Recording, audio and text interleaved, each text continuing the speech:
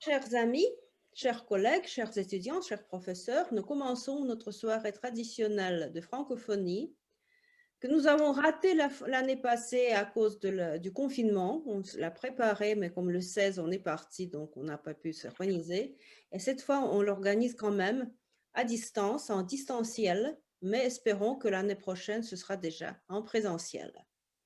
Nous sommes très heureux de vous voir tous à cette soirée et espérons qu'elle vous plaira. Nos étudiants ont fait vraiment beaucoup d'efforts et ont préparé un film magnifique. Mais surtout, ne partez pas après le film parce qu'il y a encore une surprise et nous attendons aussi que vous disiez quelque chose peut-être à nos étudiants, à nos participants. Дорогие друзья, дорогие коллеги, дорогие преподаватели, дорогие студенты, мы начинаем наш традиционный вечер франкофонии, который в прошлом году нам не удалось организовать из-за того, что 16 марта мы ушли на изоляцию, и мы не сумели сорганизоваться онлайн. В этот раз у нас уже большой опыт работы онлайн, и мы организуем этот вечер в надежде, что в следующем году мы все встретимся уже в аудитории и, как предложили здесь, может быть, даже за круглым столом. Не уходите, вы, студенты, подготовили прекрасный фильм, не отключайтесь после фильма, потому что у нас еще есть сюрприз, и опять же мы надеемся, что кто-нибудь сможет выступить и сказать пару слов нашим замечательным, активным и таким талантливым студентам. Мы начинаем, и я передаю слово Ольге Владимировне Раевской, завкафедры иностранных языков.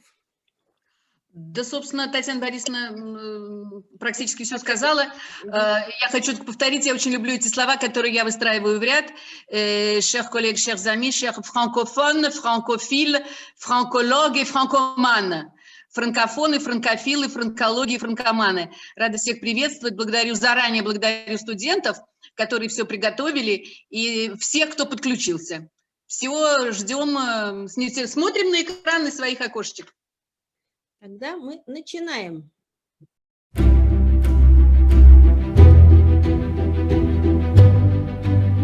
Sur les 5 continents, 300 millions de femmes et d'hommes partagent une langue commune. Le français. Cette langue unit les 88 États et gouvernements qui composent l'Organisation internationale de la francophonie. Créé le 20 mars 1970 à Niamey, cet ensemble unique, riche de diversité, met en œuvre une coopération politique, éducative, économique et culturelle entre ses pays membres, au service et au cœur des populations. Le partage des expériences et des bonnes pratiques, la concertation, la solidarité, la collaboration inclusive avec une multitude de réseaux institutionnels, universitaires et de la société civile sont les valeurs ajoutées qui guident son action. Plus de langue française. L'OIF s'engage pour repositionner le français dans tous les secteurs d'activité et les domaines de connaissances, sur la scène internationale, sur la toile, dans les médias, aux côtés de toutes les autres langues nationales qui représentent la riche diversité culturelle de la francophonie. Elle appuie toutes les initiatives en faveur d'un enseignement de qualité du et en français. L'Observatoire de la langue française de l'OIF recueille et analyse les données sur le terrain pour les restituer tous les 4 ans dans un rapport, La langue française dans le monde. Plus de culture. L'OIF soutient la formidable créativité des jeunes de l'espace francophone, écrivains, cinéastes, musiciens, plasticiens ou créateurs d'art numérique, permettant une meilleure diffusion de leurs œuvres et l'accès aux marchés internationaux. Elle met en valeur l'entrepreneuriat culturel. Plus de droits. L'OIF travaille avec ses États et gouvernements membres dans une approche préventive. Elle met à leur disposition des outils pour consolider l'état de droit et la démocratie, accompagne les processus électoraux et aide à garantir à leurs citoyens les droits et les libertés fondamentaux. Elle accorde une importance particulière aux droits des femmes. Plus d'éducation. Avec l'Institut de la francophonie pour l'éducation et la formation, l'OIF accompagne ces pays pour améliorer l'accès à une éducation de qualité et à des formations professionnelles et techniques qui permettent aux jeunes de s'insérer dans le marché de l'emploi. Elle met en œuvre des initiatives innovantes pour la formation des enseignants et le développement de l'éducation plurilingue. Plus de développement. l'action de l'OIF est aujourd'hui orientée vers l'atteinte des objectifs de développement durable. Au plus près des populations, elle mène un travail de terrain pour la lutte contre la pauvreté. L'Institut de la francophonie pour le développement durable soutient les pays membres de l'OIF dans la gestion de leurs ressources naturelles, la mise en œuvre de politiques énergétiques et les négociations internationales sur le climat. Plus d'entrepreneuriat. La stratégie de soutien à l'entrepreneuriat de l'OIF repose sur 4 axes. Déployer des incubateurs dans des secteurs d'innovation et de développement responsable. Promouvoir l'emploi chez les jeunes et les femmes en Afrique subsaharienne francophone. Aider les entrepreneurs à se développer en contribuant à l'amélioration du climat des affaires et à l'accès au marché global. Mettre en réseau les acteurs pour faciliter l'échange d'expériences. Plus de numérique. À travers le Fonds francophone pour l'innovation numérique, l'OIF propose de mettre la créativité numérique au service de l'innovation sociale, en appuyant notamment les politiques publiques de ces pays grâce à la conception d'applications numériques. Chaque jour, la francophonie se mobilise pour créer les conditions favorables à l'entrepreneuriat des jeunes et des femmes, à l'accès à l'éducation pour toutes et tous, ainsi qu'à l'innovation. Travaillons ensemble pour faire rayonner la langue française.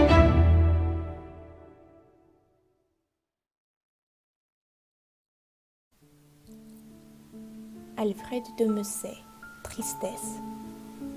J'ai perdu ma force et ma vie. Et mes amis, et ma gaieté, j'ai perdu jusqu'à la fierté qui faisait croire à mon génie. Quand j'ai connu la vérité, j'ai cru que c'était une amie. Quand je l'ai comprise et sentie, j'en étais déjà dégoûtée. Et pourtant, elle est éternelle, et ceux qui se sont passés d'elle ici-bas ont tout ignoré. Dieu parle, il faut qu'on lui réponde. Le seul bien qui me reste au monde est de voir quelquefois pleurer. Bonjour à tous, je m'appelle Fanny et aujourd'hui je voudrais parler de la vérité historique et la fiction artistique dans le roman Les Trois Mousquetaires. Alors, le roman Les Trois Mousquetaires est le roman historique le plus connu même de nos jours. Sur sa base, plus d'une douzaine de films ont été tournés. Vous pouvez voir quelques affiches dans ma présentation. Et même, il y a un spectacle basé sur le roman qui a été mis en scène à notre faculté il y a 2 ans. Mais aujourd'hui, je voudrais parler de ce qui a une base historique et ce qui est la fiction d'auteur dans ce roman. Le roman Les Trois Mousquetaires était le roman feuilleton qui a été publié au journal Siècle en 1844. Donc, un roman feuilleton est un roman populaire dont la publication est faite par épisode dans un journal. Donc, je peux dire que ces lecteurs, au XIXe siècle, attendaient chaque nouveau chapitre avec l'impatience. C'est pourquoi nous sommes très chanceux de voir la possibilité de lire le roman en entier. L'un des personnages principaux de l'histoire, d'Artagnan, était un personnage réel. Dumas a écrit un roman basé sur mémoire de M. d'Artagnan, capitaine-lieutenant de la première compagnie des mousquetaires du roi, écrit par Courtil de Saint-Train. Et l'histoire du héros de Dumas ressemble beaucoup à celle du personnage de Courtil.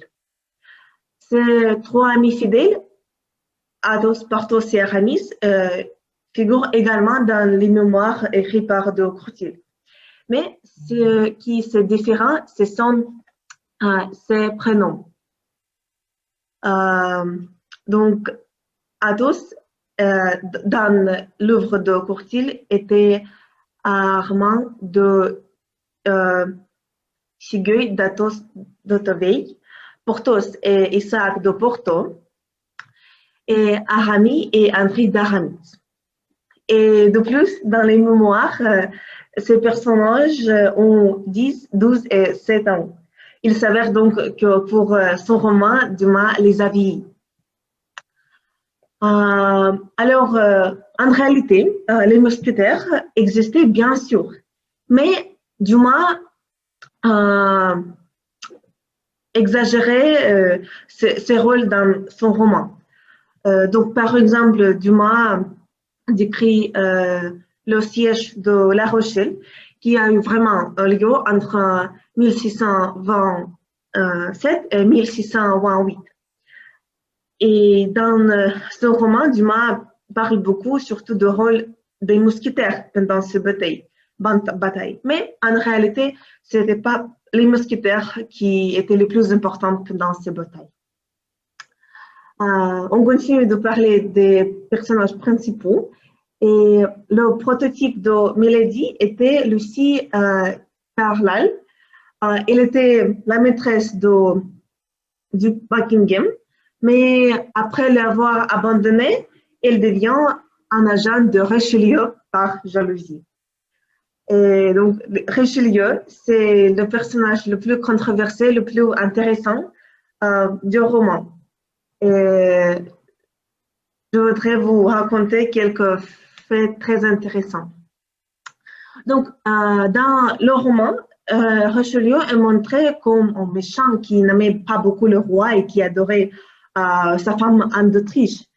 Et donc, Dumas tout montre comme Richelieu nous fait penser que Richelieu était l'ennemi du roi. Mais en réalité, Richelieu était un homme politique très intelligent qui a beaucoup fait pour la France, que le roi respectait beaucoup.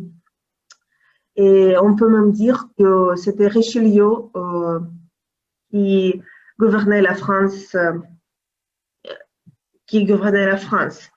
Et il a fait beaucoup pour renforcer la grandeur du roi et du royaume. Par exemple, il a fondé l'Académie française et Richelieu a mené beaucoup de batailles pour la gloire du royaume.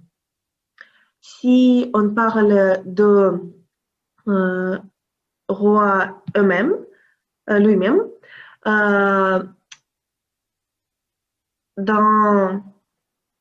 d'après les sources historiques, il était un personnage pas très fort, plutôt très faible.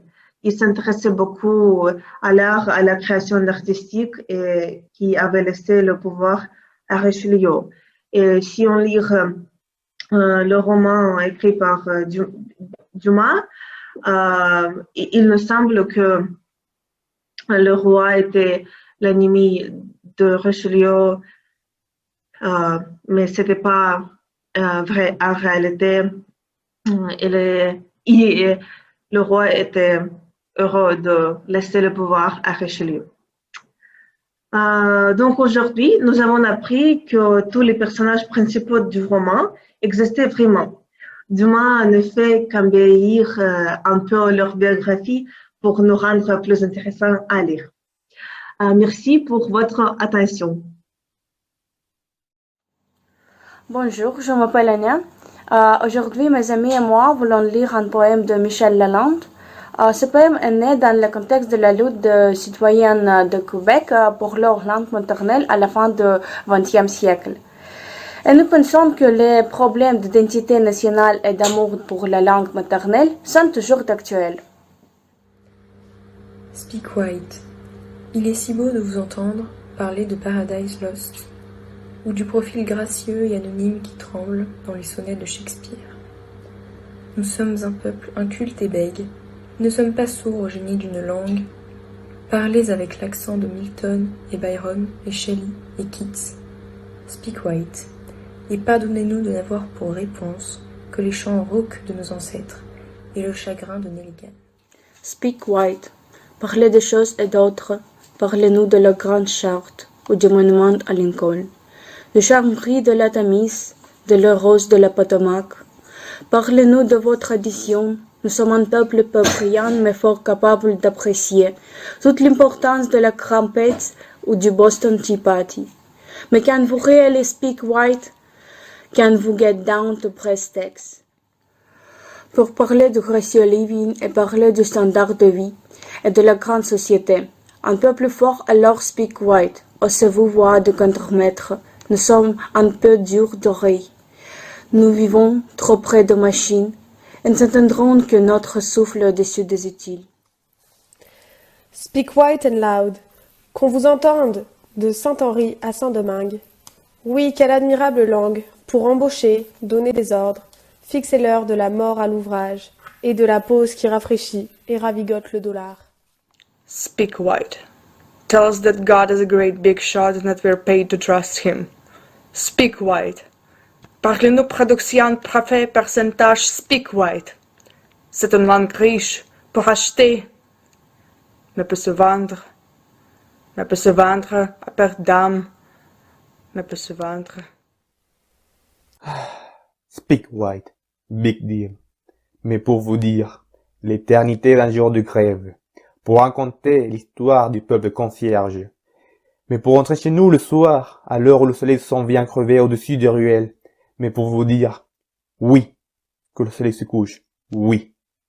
Chaque jour de nos vies, à l'est de vos empires, rien ne vaut une langue à jurons, notre parleur pas très propre, taché de conduit et d'huile. Speak white. Soyez à l'aise dans vos mots. Nous sommes un peuple rencontré, mais nous reprochons à personne d'avoir le monopole de la correction de langage.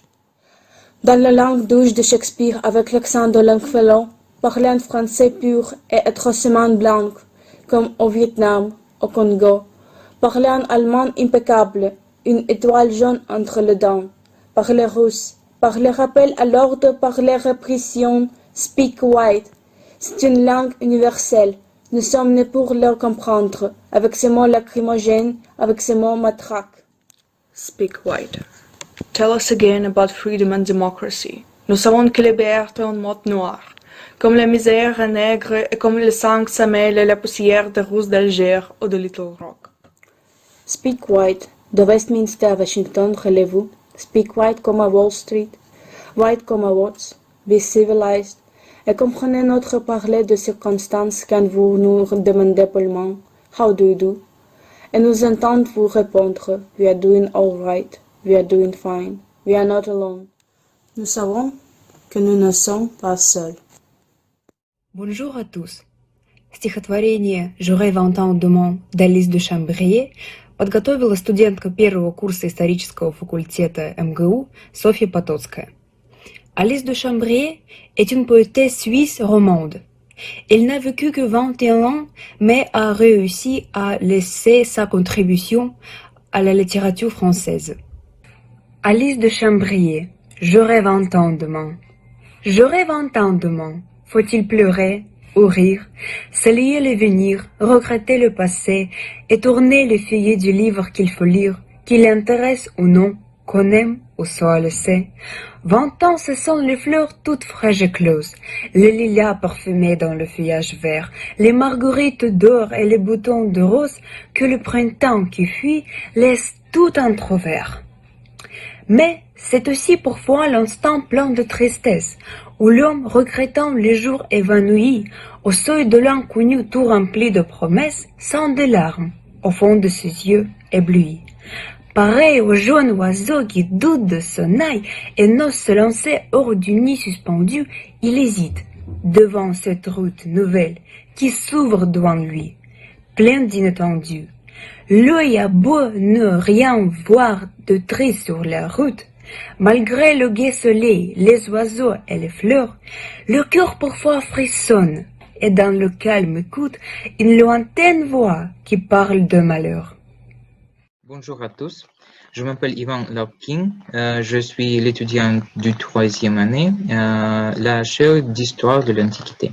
Je voudrais vous dire aujourd'hui quelques mots sur la perception de l'Antiquité en France sous Louis XIV. La perception du patrimoine, c'est la culture antique gréco-romaine, en particulier, est une partie intégrante de l'histoire de la littérature française. Sous l'Ancien Régime, la chasse aux manuscrits anciens, leur analyse et traduction en langue nationale était un des métiers littéraires les plus honorables. C'était à la fin du XVIIe et au début du XVIIIe siècle que le militaire et aventurier français François Naudot, qui servait dans de nombreuses armées européennes, a gagné une grande popularité. En l'an 1690, il s'est adressé à l'Académie française pour annoncer qu'il disposait du manuscrit le plus complet d'un roman ancien par Pétron Satyricon. Le manuscrit d'après Naudot a été découvert par son ami, un certain Dupin, pendant la prise de Belgrade en 1688. Le Don du ciel est publié l'année suivante et c'est en 1693 que Naudot rend publique sa traduction complète de Pétron, qu'il fait en se basant sur le manuscrit célèbre. La traduction a acquis tout de suite une immense renommée, vu qu'elle remplissait beaucoup de lacunes et permettait de deviner ce qui était caché sur le personnage de Pétron. Les individus abstraits, c'était l'empereur Néron, sa femme et les membres de sa cour. Cette dernière caractéristique de la traduction s'accordait bien au sujet en vogue en ce temps-là, celui de la lutte contre les tyrans. Un grand scandale a éclaté très vite. En effet, l'œuvre de Naudot contenait de nombreux gallicismes, erreurs linguistiques et phrases qui n'étaient pas exactement du latin classique. La traduction complète s'est révélée un faux diamant, car composé par François Naudot lui-même. Tout de même, son livre a servi depuis ce temps-là de source principale pour toutes les éditions du roman, y compris pour l'édition russe. C'est tout. Merci pour votre attention.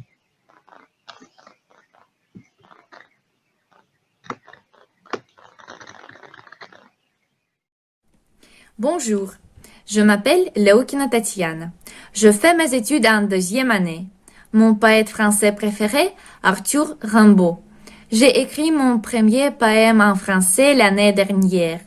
Et je voudrais vous présenter un poème que j'ai écrit moi-même. Un jour tranquille. Un jour tranquille, la neige tombait, si pure comme toi parfaite. Tes lèvres rouges et les baies d'hiver, il n'y en a plus dans le monde entier. Et la nuit sombre, les étoiles comparées à tes yeux me semblent pâles. Peut-être je suis fascinée par toi, mais je ne veux même pas me demander pourquoi. Ce n'est pas grave quand il n'y a que nous deux. Cet hiver très froid, on se chauffera par le feu. Sache que le jour que je te donnerai ne sera ni le premier ni le dernier.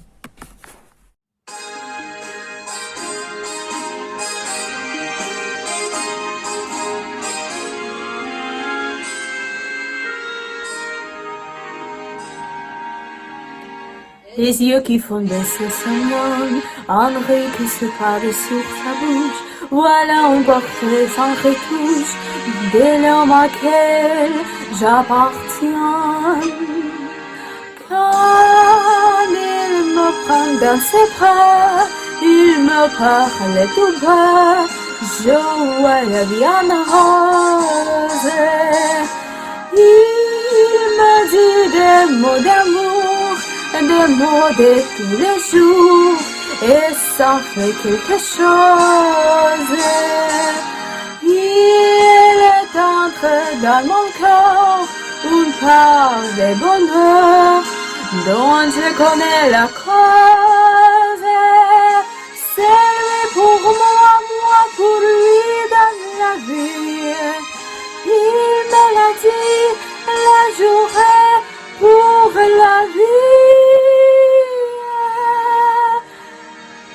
Et dès que je l'aperçois, alors je sens en moi mon cœur qui bat. Des nuits d'amour à plus finir, un grand bonheur qui prend sa place, les ennuis, les changements s'en face, heureux, heureux à mourir. Quand il prend dans ses bras, il me parle tout bas, je vois la vie en rose.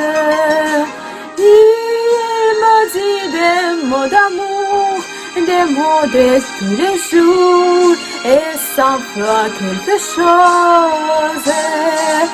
Il est entré dans mon cœur une part de bonheur dont je connais la cause. C'est moi pour toi, toi pour moi dans la vie. Il me l'a dit, la journée pour la vie. Et dès que je l'aperçois, alors je sens en moi mon cœur qui bat. La la la la la la la la la la la la.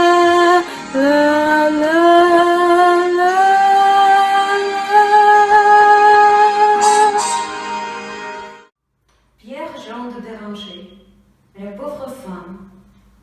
Il neige. Et là, devant l'église, une vieille prie à genoux. Sous ses haillons s'engouffre la bise, c'est du pain qu'il attend de nous. Seule à tâtons au parvis Notre-Dame, et vient hiver comme été. Elle est aveugle, hélas, la pauvre femme. Faisons-lui la charité. Savez-vous bien ce que fut cette vieille, au temps hâve, au très émigré, d'un grand spectacle autrefois les merveilles, ces chants réussissaient tout Paris, les gens dans le rire ou les larmes, s'exaltaient devant sa beauté. Tous, ils ont eu de rêve ce charme. Faisons-lui la charité. Combien de fois, s'éloignant du théâtre, au pas pressé de ses chevaux, elle étendit une foule de l'âtre, la poursuivre de ses bravos, pour l'enlever au char qui la transporte, pour la rendre à la volupté, que de rivaux l'attendent à sa porte. Faisons-lui la charité. Revers affreux, un jour, la maladie étend ses yeux, brise sa voix, et bientôt, seule et pauvre, elle m'en dit où, depuis 20 ans, je la vois. Aucune main n'eut l'art de répandre plus d'heures, avec plus de bonté, que cette main qui hésite à nous tendre. Faisons-lui la charité. Le froid redouble, aux douleurs, en misère, tous ses membres s'engourdis. Ses doigts en peine à tenir le rosaire, qui lui fait sourire jadis. Sous tant de mots, si son cœur tendre encore peut se nourrir de piété, pour qu'il voie dans le ciel qu'elle en pleure, faisons-lui la charité. Bonjour à tous, je vais vous parler de la Marseillaise, de sa voix historique du chant révolutionnaire à l'hymne national. Tous ceux qui étudient et aiment la langue française savent que la Marseillaise est l'un des symboles français les plus connus dans le monde. Et bien sûr, chacun connaît un minimum 3 faits sur ce chant révolutionnaire. D'abord, c'est un chant patriotique créé à l'époque de la Révolution française en avril 1792. Il appelait à la mobilisation populaire contre la tyrannie monarchique et l'invasion étrangère. Deuxièmement, c'est un capitaine de génie Roger de Lille qui est l'auteur de paroles et de la musique. Il a écrit à Strasbourg sous le titre de chant de guerre pour l'armée du Rhin. Troisièmement, ce sont les volontaires marseillais qui ont donné le titre à ce chant, car ils le chantaient tout le long de leur marche vers Paris en juillet 1792. Cependant, certains chercheurs mettent en question la paternité du chant notamment de la musique. En plus, la question de la diffusion de ce chant reste controversée. Maintenant, nous en à la légende officielle, car le destin historique de la Marseillaise est plus compliqué.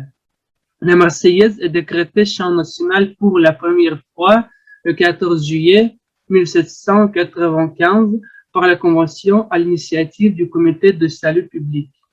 Elle était abandonnée en 1804 sous l'Empire et remplacée par le chant du départ.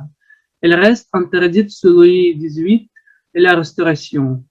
Elle est reprise en 1830 pendant la Révolution des Trois Glorieuses qui porte Louis-Philippe Ier au pouvoir, mais Louis-Philippe impose des Parisiens chants plus modérés. La Marseillaise est un symbole de révolution 1848, mais de nouveau interdite sous le Second Empire, Napoléon III. La Troisième République en fait l'hymne national le 14 février 1879. Pendant la période du régime de Vichy, elle est remplacée par le chant maréchal Nouveau Allaire. En zone occupée, le commandement militaire allemand interdit de la jouer et de la chanter à partir du 17 juillet 1941. Actuellement, son caractère d'hymne national est à nouveau affirmé dans la Constitution 1946 par la 4e République et en 1958 par l'article 2 de la Constitution de la 5e République française. La Marseillaise n'est pas seulement l'hymne français. En tant que chant révolutionnaire de la première heure, elle est reprise et adoptée par nombre de révolutionnaires sur tous les continents. Pendant les années 1790, la Marseillaise a été déjà traduite en anglais, italien et allemand. Le texte russe sur cette musique, intitulé La Marseillaise des travailleurs, n'est pas une traduction du français, mais a été composé par Lavrov. En avril 1917, lorsque Lénine revient en Russie, il est accueilli à Petrograd au sein de la Marseillaise. Les bolcheviks l'adoptent pour hymne avant de répondre un autre chant révolutionnaire français, l'International. En 1931, à l'avènement de la Seconde République espagnole, certains Espagnols, ne connaissant pas leur nouvel hymne, accueillent le nouveau régime en chantant la Marseillaise dans la version espagnole ou catalane. Mao l'a fait chanter lors de la Longue Marche en 1935. La Marseillaise socialiste était l'hymne du président chilien Salvador Allende. Après son assassinat, elle est interdite par le régime d'Augusto Pinochet. Le thème de la Marseillaise a été repris par de nombreux compositeurs tels que Hector Berlioz, Schumann, Franz Liszt, Claude Debussy, Igor Stravinsky, Dmitri Shostakovich, etc. En 1880, Piotr Ilyich Tchaïkovski l'a cité dans son ouverture solennelle 1812. Beethoven a utilisé le motif de la Marseillaise dans le deuxième mouvement de la symphonie numéro 5. Je voudrais maintenant vous présenter un extrait de l'opéra Offrande à la liberté, composé par le compositeur français de l'époque révolutionnaire François-Joseph Gosset.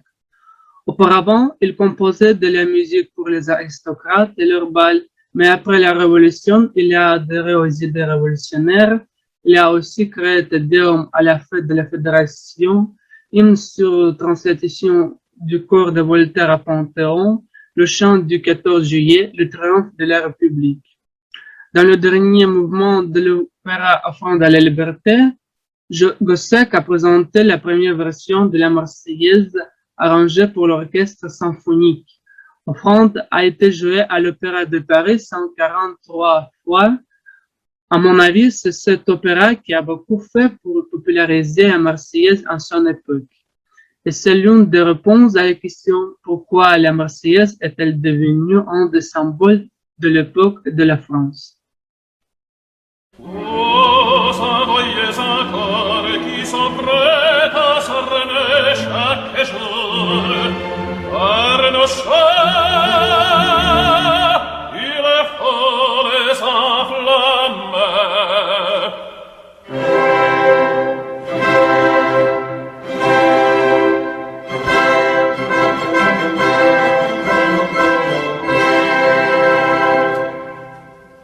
Alors enfants de la patrie, le jour de gloire est arrivé.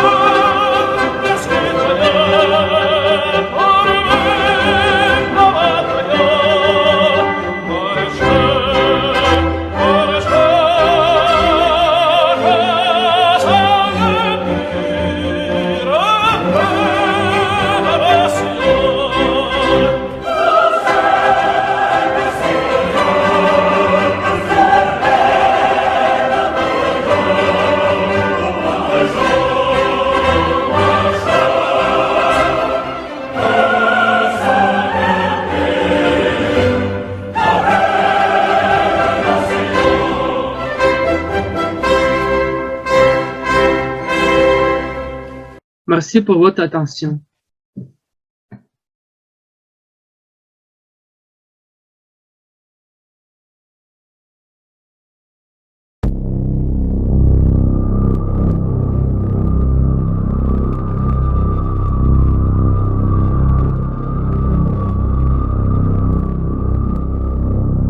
Pied océan, vague de cristal qui ressemble proportionnellement à ces marques assurées qu'on le voit sur le meurtrier des mousses. Tu es un immense bleu appliqué sur le corps de terre.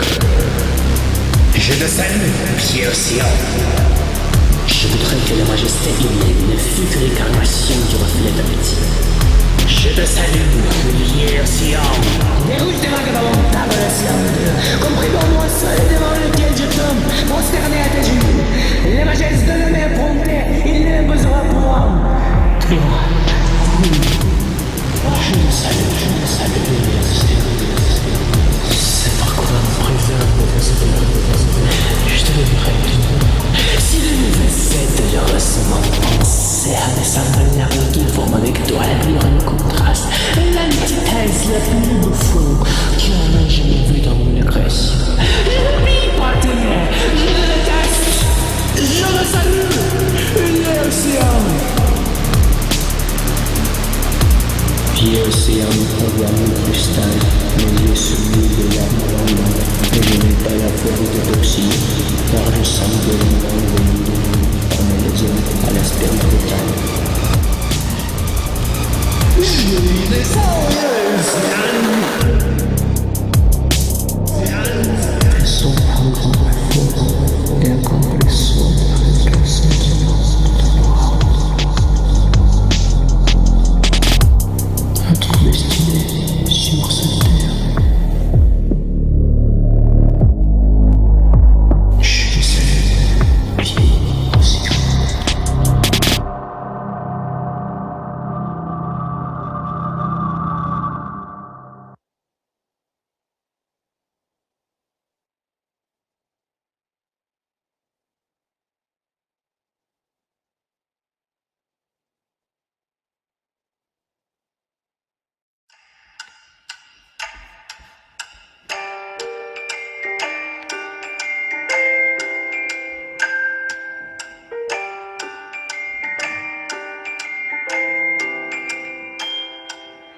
Quand tu vas au lit, je veux que tu penses à moi. En te réveillant, je veux que tu viennes de moi. Autour d'admiratrices, je veux que tu penses à moi. Et puis, en travaillant, je te prie, souviens de moi. Je rêve que tu me regardes. Je rêve que tu m'appelles ma chérie. Un jour, j'espère tu m'as dit je t'aime ma petite amie.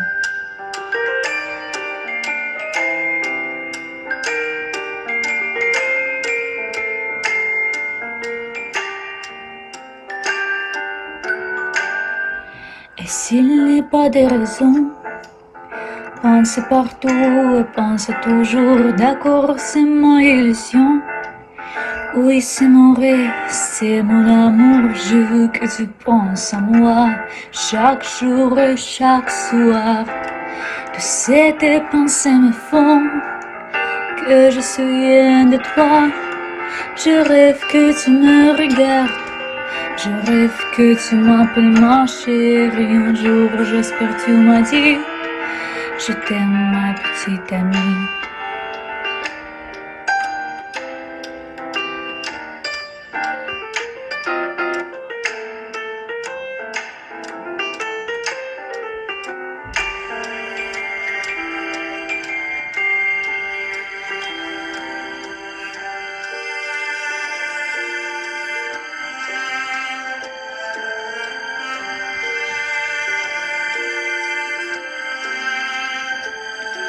Je veux que tu penses à moi chaque jour et chaque soir.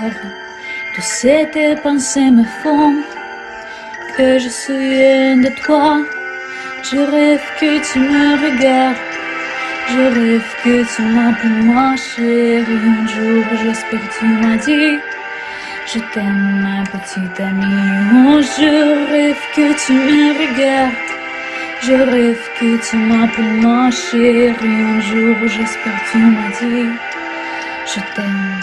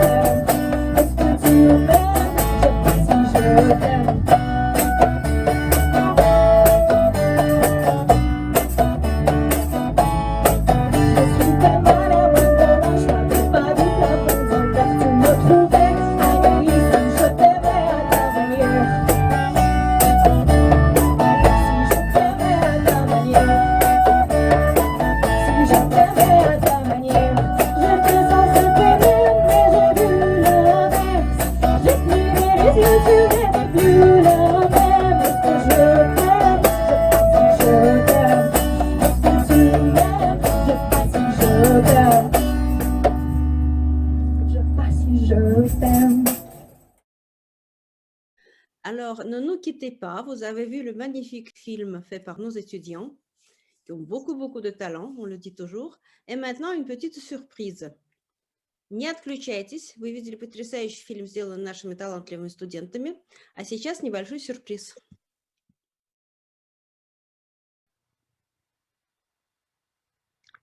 Mes excuses, madame, mais il me semble, si je ne me trompe, que je vous ai déjà rencontré quelque part. À moi aussi, monsieur, il me semble que je vous ai déjà rencontré quelque part. Ne vous aurais-je pas déjà aperçu, madame, à Pétersbourg, par hasard? C'est très possible. Moi, je suis originaire de la ville de Pétersbourg. Mais je ne me souviens pas très bien, monsieur. Je ne pourrais pas dire si je vous ai aperçu ou non. Oh Dieu, comme c'est curieux. Moi aussi, je suis originaire de la ville de Pétersbourg, madame.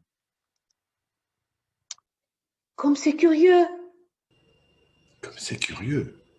Seulement moi, madame, j'ai quitté la ville de Pétersbourg ce matin. Comme c'est curieux. Quelle bizarre coïncidence. Moi aussi, j'ai quitté Pétersbourg ce matin. cher monsieur. J'ai pris le train de 9h10 qui arrive à Moscou à 1h05, madame. Comme c'est curieux, comme c'est bizarre. Et quelle coïncidence, j'ai pris le même train ce matin, cher monsieur. Mon Dieu, comme c'est curieux. Peut-être bien alors, madame, que je vous ai vu dans le train. C'est bien possible, ce n'est pas exclu, cher monsieur. Après tout, pourquoi pas? Mais je n'en ai aucun souvenir, monsieur. Ma place était dans le wagon numéro 8, madame. Comme c'est curieux, ma place aussi était dans le wagon numéro 8, cher monsieur. J'avais la place numéro 3 près de la fenêtre, chère madame.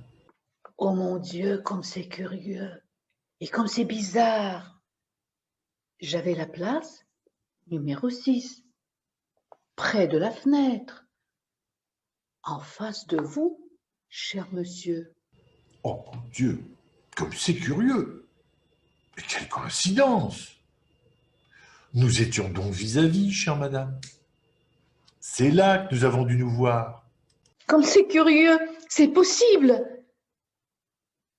Mais je ne m'en souviens pas, cher monsieur.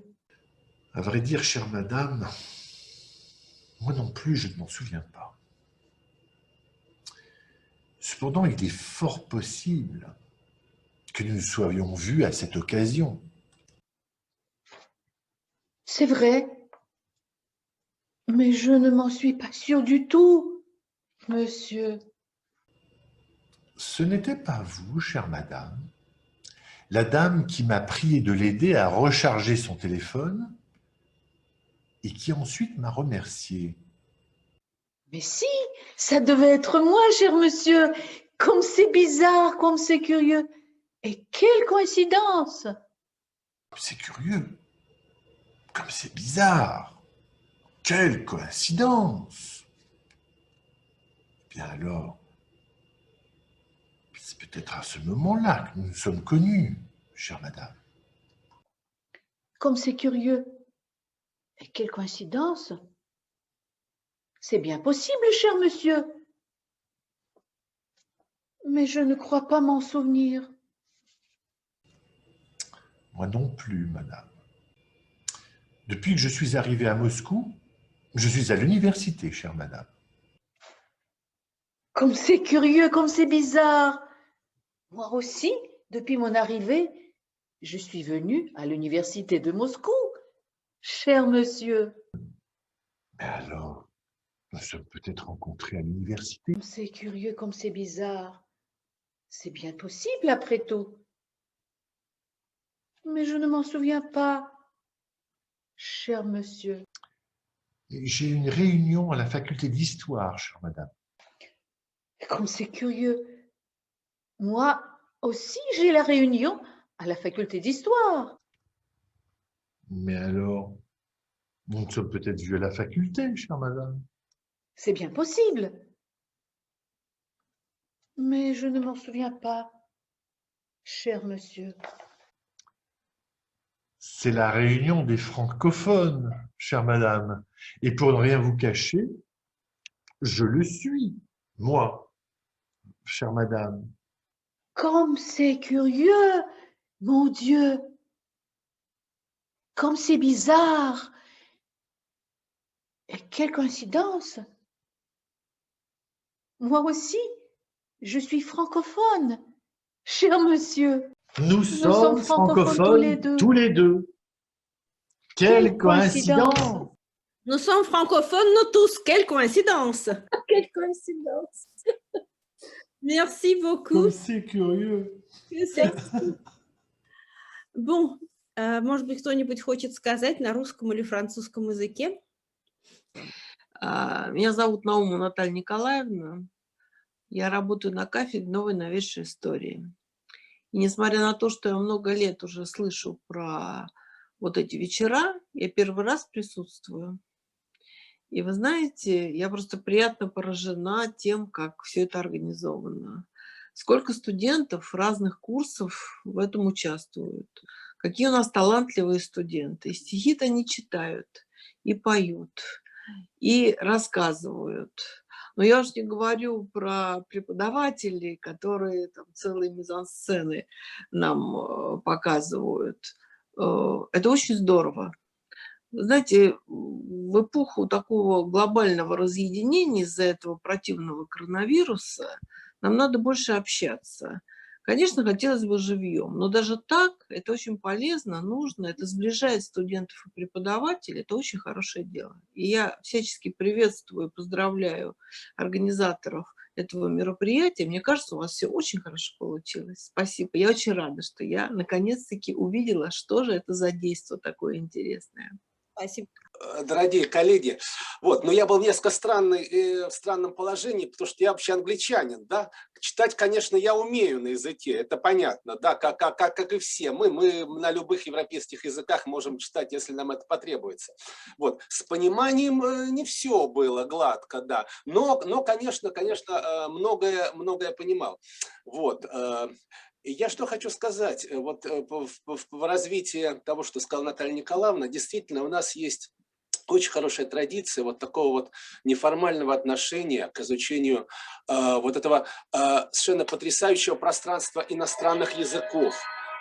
Иностранных языков. Ведь это действительно в это можно погружаться только неформально. Только с душой, только проникновенно, только выискивая какие-то действительно нетривиальные пути. Вот то, что мы сегодня видели. Я помню, как в 1986 году, когда я оказался на первом курсе ИСТФАКа, да, я попал в английский театр Светланы Григорьевны Тарминасовой. Вот. И действительно, вот казалось бы, вроде бы это деятельность, которая, напрямую не связана с такой зубрежкой слов, выучиванием конструкций, сидением в лингофонном кабинете, хотя и в лингофонном кабинете тоже сидели там на 6-м этаже, но какой это дало импульс в моем языке иностранном, во-первых, а во-вторых, вот я сейчас вспоминаю свои студенческие годы, ведь это было одно из самых прекрасных воспоминаний той поры, действительно. Вот, поэтому я очень рад, что у нас на факультете есть эта добрая традиция. Я очень рад, что что каждый год мы видим действительно вот такие вот постановки, будь то концерт, будь то франкофония, будь то, может быть, еще какие-то формы вы найдете. Да, вот с удовольствием послушаю песни на следующий год, то, что Ольга Владимировна сказала. Вот, и потому что, вот как я уже сказал, это ключ к нашему мастерству. Вот это ключ, который достигается. Да, я согласен, нужно терпение, нужна усидчивость, нужна зубрежка, куда без этого денешься. Но вот без этого навершия, без этого вот итога, без этого вот как бы вот этой вишенки на торте, мы никогда не постигнем иностранный язык, никогда, я в этом убежден. Ну и, конечно, подобного рода мероприятия – это визитная карточка нашего факультета. Я очень рад, что это есть, и очень бы хотел, чтобы это получилось в дальнейшее развитие. Спасибо. Спасибо большое. Извините, коллеги, разрешите мне сказать. Я продолжу то, что говорили передо мной коллеги, и скажу, что я, как и Дмитрий Александрович, не знаю французского языка, но так получилось, что практически каждый год, еще со студенческих времен, я езжу во Францию, потому что моя научная тема связана именно в основном со Францией. И сейчас мы общаемся, к сожалению, все удаленно, но услышать французский язык, по которому я так соскучился, я тоже не все, как и Дмитрий Александрович сказал, понимал. Но я так соскучился по французскому языку, я сейчас получил такое глобальное удовольствие. Я хочу сказать огромное-огромное спасибо и, конечно, преподавателям, и, безусловно, студентам. И мне нечего добавить к тому, что сказал Дмитрий Александрович, потому что это все безусловные слова. Это просто глубокая благодарность, но она не только глубокая благодарность за обучение, да, за то, что узнают наши студенты, но еще, конечно же, и за то удовольствие, которое даже не знающие французский язык люди получают вот от таких вечеров. Огромное, вот большое человеческое спасибо. Это просто бальзам на сердце. Услышать так много вкусного, хорошего французского языка. И, конечно, то, что к нам подсоединяются люди самые разные, не только с нашего факультета. Мы сейчас понимаем, что кто-то на парах, кто-то не может подсоединиться. Я вот отключался, у меня не очень сегодня хороший интернет.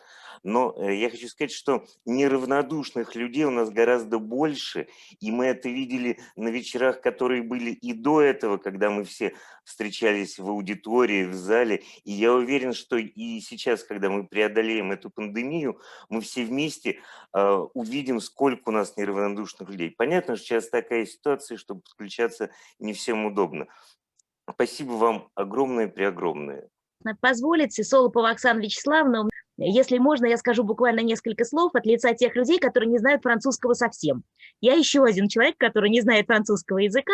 Я должна сказать, что языковые границы – понятие очень условное. Потому что для того, чтобы уловить ваш посыл, для того, чтобы прочувствовать вашу страсть, обреваемую к языку другой страны, к культуре другой страны, к музыке другой страны, поэзии другой страны, а значит, ко всей вот этой совокупности, которую вы называете прекрасным словом франкофония, к которой вы приобщаете нас всех, совершенно не обязательно знать язык. Наверное, это не очень педагогично заявлять такие вещи, но любовь понять можно и без слов. И вот вы сегодня нам дали возможность это почувствовать. И вы сегодня были едины в одном порыве с вашими учителями. И это не было соперничеством, это было признание в любви к предмету, к истории, к нашей общности, к Московскому университету, к великой традиции, заложенной еще Бонди, Галиной Артуровной Федоровой, многими нашими учителями, которых мы помним, которых мы уважаем и чтим. И вы, даже, может быть, не всегда зная о них, своей деятельностью продолжаете вот эту нашу, несете эту нашу любовь к нашим учителям, к Московскому университету. Ребят, большое спасибо. У вас прекрасный творческий потенциал, вы очень разные, но вы все яркие, и вы все гордость нашего факультета. Большое спасибо, Ольга Владимировна, за этот праздник. Спасибо. Я просто хотела добавить для людей, особенно которые не очень хорошо знают французский, что ребята читали не только стихотворения, сочиненные известными поэтами, но и свои собственные сочинения, что совершенно потрясающе. И хочу напомнить, что помимо Дней франкофонии у нас еще есть вечер песен на иностранных языках и театральный фестиваль, который мы уже организуем не первый год. Так что всех приглашаем и в дальнейшем участвовать в наших начинаниях, в наших мероприятиях. Pascal Cauchy s'est joint à nous et on lui laisse la parole puisqu'on ne sait pas s'il peut rester longtemps. Pascal, nous vous écoutons. Je tiens vraiment à vous féliciter à l'occasion de ces fêtes de la francophonie, à remercier toute l'équipe du département des langues étrangères de la faculté d'histoire du MGU. Merci encore à toutes et à tous de m'avoir invité, de m'avoir permis de vous donner quelques petits mots depuis mon train entre Paris et la Touraine. Voilà, donc mon amical salut à tout le monde et j'espère à très bientôt quand les épidémies se seront envolées. Au revoir, merci beaucoup Pascal, merci. Juste quelques mots en français, donc merci à tout le monde, merci à nos étudiants qui sont les plus doués, les plus talentueux, donc, et merci à notre département de langues étrangères où moi-même je faisais mes études et c'est grâce à Olga Vladimirovna, Tatiana Borisovna que je parle français, donc c'est une chose qui me manque, la langue française, и теперь, переходя на русский, я хотел бы на этом остановиться, что действительно не хватает живого языка, не хватает контакта с французской культурой. Ковид меня буквально подстрелил на несостоявшейся поездке в Париж. Это, знаете, такая вот небольшая, такая некоторая рана, которая у меня осталась. И вот слушая эти песни, слушая эти стихотворения, конечно, вот это все, ты окунаешься в мир этой культуры, в которой я вращаюсь, я варюсь, и я без этого не могу, поэтому огромное спасибо, действительно было очень интересно и очень здорово. Еще одна вещь, когда я учился, это было 15 лет назад, такого рода мероприятий у нас не было. И вот, знаете, я вам по-хорошему завидую, потому что я бы сам с большим удовольствием, наверное, когда был студентом, в чем-то таком поучаствовал. Вот. Поэтому огромное спасибо еще раз и кафедре, и студентам за то, что у нас есть такая возможность хотя бы послушать и окунуться в мир французской культуры. Merci beaucoup. Можно я добавлю? Я скажу, что в любом возрасте в вечере франкофонии можно участвовать в любом возрасте, что, собственно, мы и продемонстрировали. Так что эта отмазка вообще совершенно не прокатит. Ловим вас на слове. В следующем году, когда все будет по французской песне, ждем от вас номер. Георгий, посмотрим, да, хорошо. Ангажемент я принимаю. Окей. Хорошо.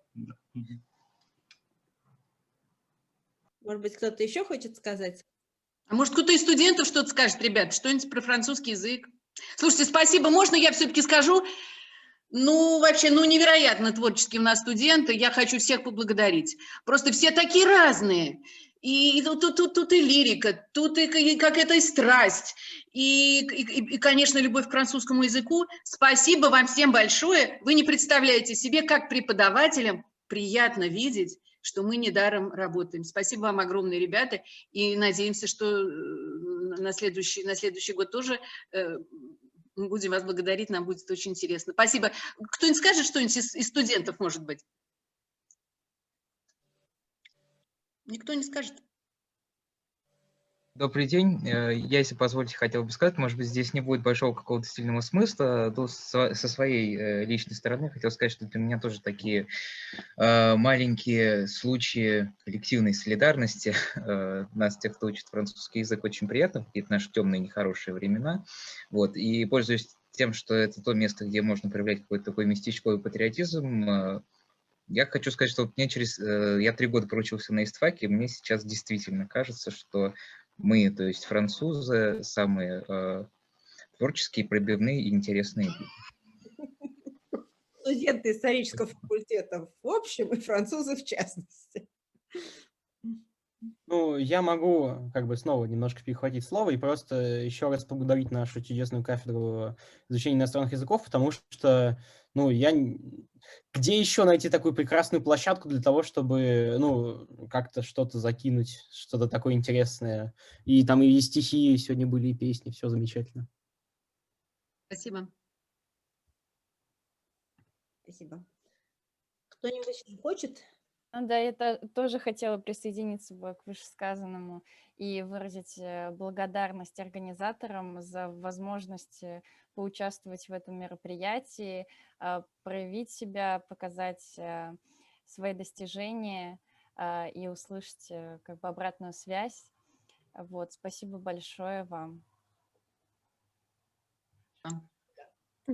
Я бы тоже хотела высказать благодарность, и хочу сказать, что я участвовала в этом мероприятии первый раз, и мне очень понравилось, это интересный опыт. Я обязательно приму участие в следующей франкофонии, хотя я не умею петь, но я думаю, что что-то с этим придумаем. Вот. Мне все очень понравилось. Всем спасибо. Спасибо большое. Ничего, если сами не можете, в хоре споете. Придумаем. Да, я тоже об этом подумала. Спасибо большое.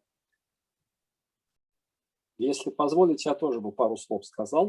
Кафедра иностранных языков за последние, я уже даже не знаю, сколько лет, развернула такую буйную деятельность по поводу пропаганды иностранного языка и привлечения студентов к этой активности, что просто диву даешься. Во-первых, как у студентов на все это время хватает. И, конечно, то, что у нас есть и лингвистический конкурс, и театральный фестиваль, и франкофония, и масса всего другого, о чем здесь сегодня говорилось, конечно, очень впечатляет. Могу вам так сказать, что я наблюдаю по роду своей деятельности за другими нашими коллегами, другими факультетами университетскими, другими вузами. Ну, как-то вот не бросается такая активная деятельность у других. Такое ощущение, что мы здесь впереди планеты всей. За это приятно, за это чувствуется гордость какая-то за факультет. И, конечно, большое спасибо всем участникам этого замечательного действия, студентам и преподавателям, которые, наверное, где-то подталкивали, где-то учили, где-то предлагали. Вот начиная с прошлого года, когда у нас и концерт 9 мая проходил в онлайн-форме, вот сегодняшний День франкофонии, такое ощущение, что у студентов резко прибавилось креативности, потому что, ну, не надо тратиться на реквизиты в аудитории, думать о том, как все это расставить, и все мозги заточены на то, как бы сделать более интересно это на экране. Это очень интересный навык, который, я думаю, всем пригодится, и, наверное, я вот, в отличие от всех, хотел бы поблагодарить коронавирус, ну, не как вирус, да, а как некое обстоятельство, которое позволило нам всем, ну и студентам прежде всего, конечно, раскрыть вот эти вот новые способности и возможности. Большое вам всем спасибо. Спасибо большое, Георгий Вячеславович. Спасибо. Спасибо огромное всем. Я хотел, как француз, Да. особо поблагодарить студентам, потому что это, знаете, для меня, я, будучи в России, для меня это праздник русофония каждый день. Мне повезло, понимаете, потому что я был студент, как вы, но моя страсть это был русский язык, да, это был русский язык. Сейчас я француз среди вас, и для меня это, конечно, великое удовольствие просто, потому что очень хочу вам сказать, что франкофония – это какое-то странное слово, да? Самое главное – это праздник французского языка. И через него праздник культуры. И то, что я всегда ошутил, когда был вот атташе именно по сотрудничеству французского языка везде, в других странах, что франкофоны – это как большая семья. Это очень странно. И, вы знаете, французский язык, как русский язык для меня, это просто материя, чтобы делить эмоции, и это чтобы творить, для творчества. Вы понимаете? И вы даете самое главное обучение иностранных языков, это то, что мы с этим мы можем дать себе возможность освободиться, ну, создавать какую-то некую территорию свободы, творчества, и мы можем делить абсолютно как за столом. И вы понимаете, что это очень странно, потому что экран – это и очень хорошая вещь, вот дистанционная, вот онлайн, и самая трагическая вещь, потому что мы использовали вот эти Zoom, чтобы эта связь не порвать, продолжать учиться, общаться и так далее, да? И вдруг мы страдали от того, что нет присутствия физического. И как вы прекрасно сказали, что это странные времена, мы не можем пересекать границы. И благодаря экранам, вы понимаете, как вы все превратили наоборот, мы можем делить эмоции, несмотря на факт, что именно границы закрыты. Вот поэтому вы опять дали смысл, полный смысл языку, потому что мы делим эмоции и творим. Мы путешествуем, мы можем быть близким,